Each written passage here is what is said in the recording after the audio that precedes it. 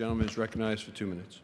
I want to thank Chairman Goodlatte. I also want to thank Congressman Ratcliffe of Texas. Included in H.R. 5 is the All Economic Regulations Are Transparent Act, or the ALERT Act. I want to highlight that in the past two Congresses, the ALERT Act was reported favorably out of the Committee on Oversight and Government Reform.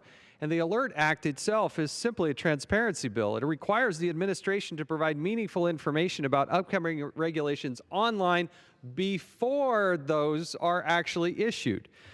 Early online disclosure will create the need for transparency so the public can see what is on the horizon. Each month, the federal agencies will be required to list all regulations expected to be proposed or finalized within the following year. And for each regulation on the list, the issuing agency is required to provide basic information to the public about that regulation. It includes the objectives of the regulation, the legal basis for the regulation, and where it stands on the rulemaking process. If the agency expects to finalize the regulation within the following year, the agency is also required to provide information about the impact of the regulation. This includes estimates on the cost, the completion date, the economic effects of the regulation, including the net effect on jobs, something that doesn't happen now but seems to be just common sense.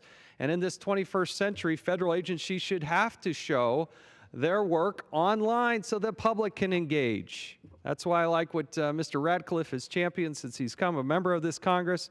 Let's also understand and remember that the administration's own estimates, federal regulations promulgated over the last 10 years, have imposed a cost of at least $100 billion annually on the American taxpayers.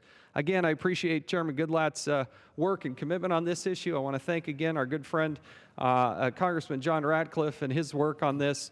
The Oversight and Government Reform Committee, like I said, has looked upon this very favorably. We're very supportive of the overall bill as well as this specific provision. I thank you for the time and yield back.